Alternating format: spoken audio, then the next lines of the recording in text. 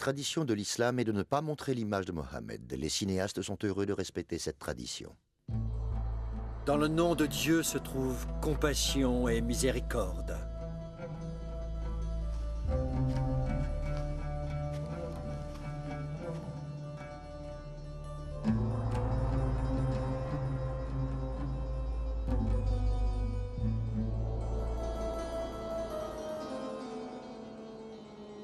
Je peux vous raconter exactement ce qui s'est passé. C'était mon travail de noter les paroles de Mohammed, la paix soit avec lui, et d'observer sa façon de vivre ainsi que ses actes. Descendons vers la ville où il a vécu, la Mecque. À cette époque, l'insécurité régnait. Pas de paix, ni pour les hommes, ni pour les femmes, ni pour les enfants. C'était une ville effrayante. Mais tout allait changer. Je vivais dans la maison de Mohammed. J'ai donc suivi tout ce qu'il a accompli. Tout a commencé ici, dans cette caverne. Il se rendait là quand il voulait avoir la paix et du temps pour penser. Même après qu'il ait raconté cette nuit, j'ai essayé de l'imaginer. Il était seul. Il priait, quelque part dans les ténèbres. Alors, il a entendu la voix de l'ange Gabriel, lui ordonnant de répondre. « Je ne peux répondre, disait Mohammed. » L'ange a pris possession de lui et répondu « Répète après moi. » Mais Mohammed ne le pouvait pas. « Parle, disait l'ange, parle au nom du Dieu qui crée l'humanité, qui enseigne par les Écritures, qui apprend à l'humanité tout ce qu'elle ne connaît pas. »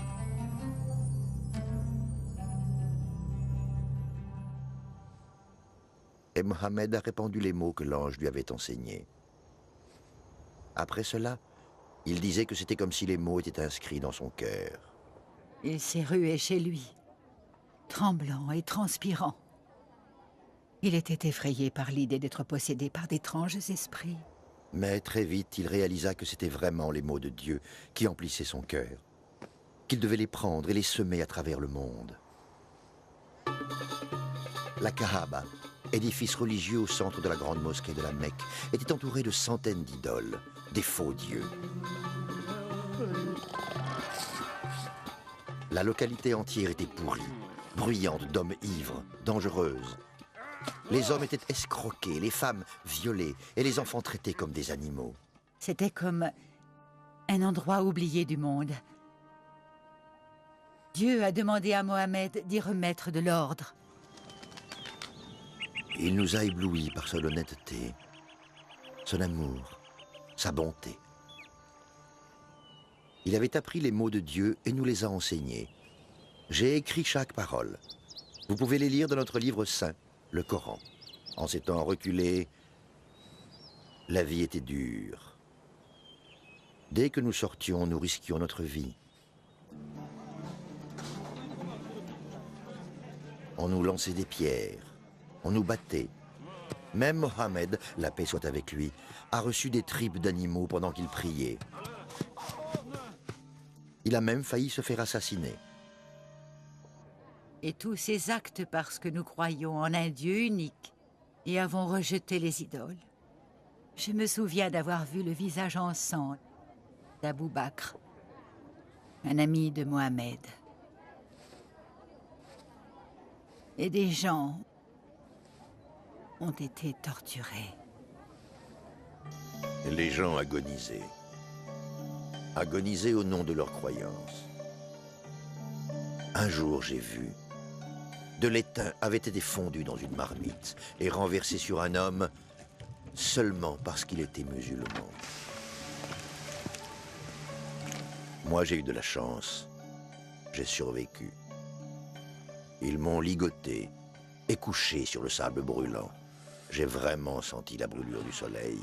Et puis ils ont posé sur moi d'énormes pierres, m'écrasant la poitrine. Et ils m'ont laissé là. Des heures et des heures.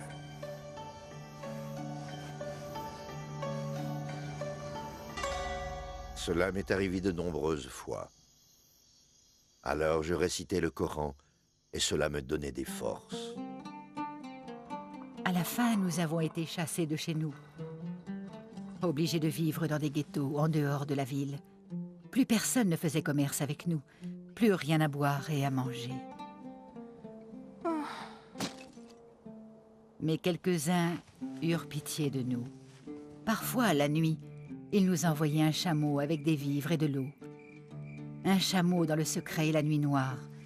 Les gens voulaient nous aider, mais ils étaient trop effrayés pour le faire en plein jour. Dieu annonça à Mohammed que nous devions quitter la Mecque. Beaucoup de musulmans se rendirent à Médine, une ville située à quelques jours au nord. Quelques-uns d'entre nous quittèrent d'abord la Mecque, Mohammed et bien sûr Abou Bakr. Quelques femmes, dont moi, restèrent encore dans la maison. La nuit, l'ennemi arriva. Il est dans la maison. Surveillez-la. Tout est prêt? Les guerriers ont attendu dehors toute la nuit. Mais Dieu a protégé Mohammed et Abou Bakr, qui purent s'enfuir de la Mecque. Suivez-les. Ils vont se diriger vers le nord. C'est là que vont tous les musulmans. Dépêchez-vous. Allez! Mohammed n'est pas un imbécile. Il n'ira pas au nord, mais au sud. Et il m'a demandé de suivre son chameau avec mon troupeau de moutons afin de brouiller les pistes.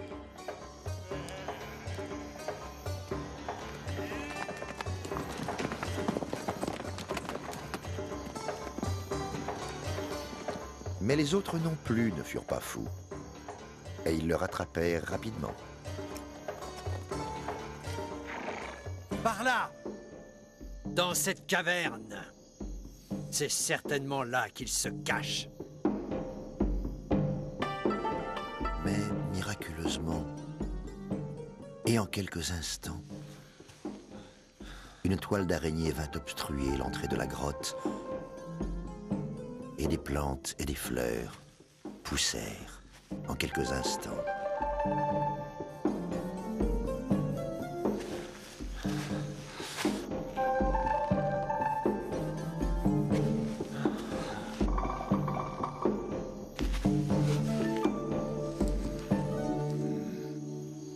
Regardez, personne n'est venu ici depuis des jours. Les ennemis de Mohammed furent ainsi trompés. Dieu avait accordé sa protection à Mohammed, et il put se rendre à Médine. Nous étions jeunes à l'époque, et nous en avions tellement entendu parler que chacun voulait que Mohammed vienne et vive auprès d'eux. Alors, Mohammed décida de laisser son chameau Kaswa le guider. Là où Kaswa s'arrêterait, Mohammed y ferait sa demeure.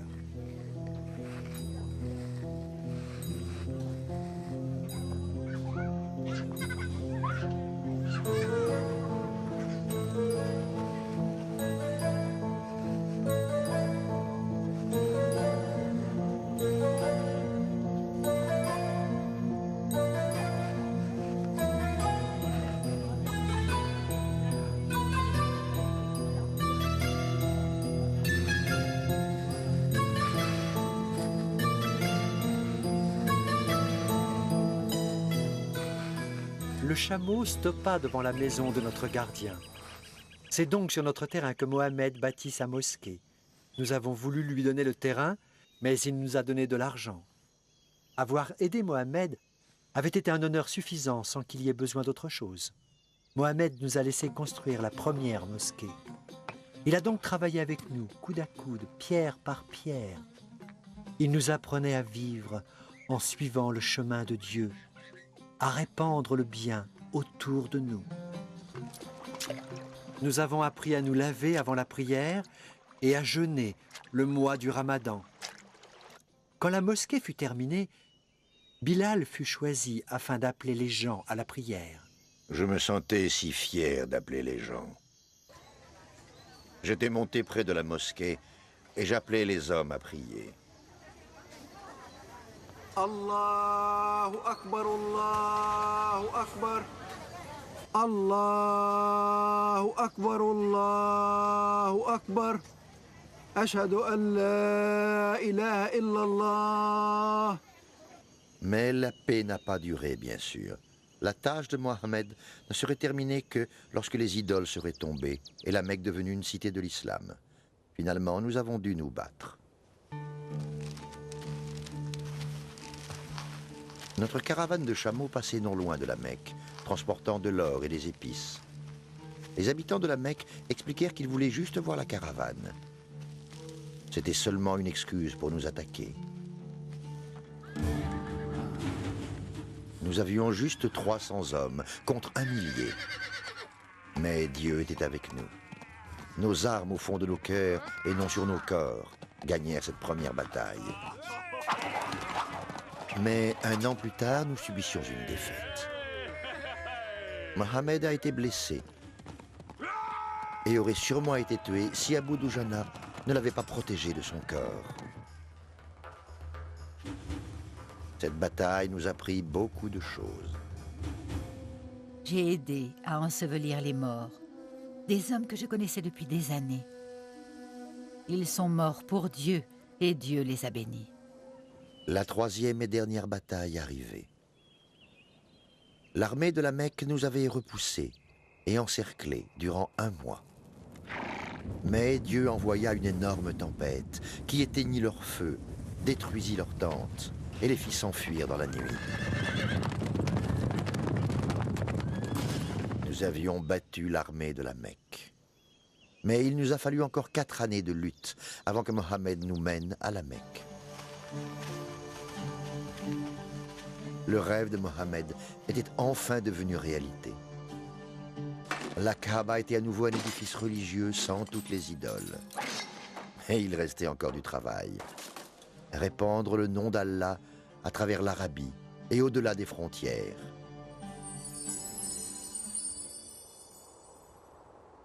Peu de temps avant sa mort, Mohammed a tenu un discours sur la plaine d'Arafat. Des milliers de gens sont venus l'entendre. Il dit « Écoutez-moi, mon peuple, car je ne sais si je pourrai vous parler à nouveau. Ne blessez personne, ainsi que vous aimeriez que les autres le fassent. Regardez le pauvre et donnez-lui vos propres vêtements. Vous, les hommes, vous devez traiter les femmes correctement, afin qu'elles puissent être vos aides. Je laisse 2 choses derrière moi.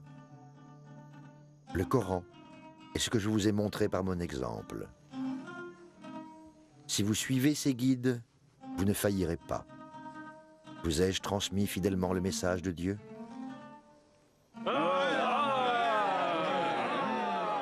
Il avait accompli tout ce que Dieu lui avait demandé de faire. Peu de temps après, il mourut.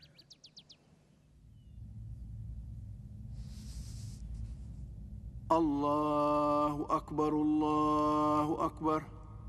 Allahu Akbar, Allahu Akbar. Le plus grand homme du monde était mort. L'homme qui m'avait guidé jusqu'à Dieu. Nous éprouvions une infinie tristesse, mais nous savions que Mohammed n'était qu'un messager.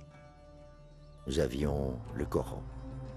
Mohammed était mort, mais Allah vivait, car Allah ne meurt jamais.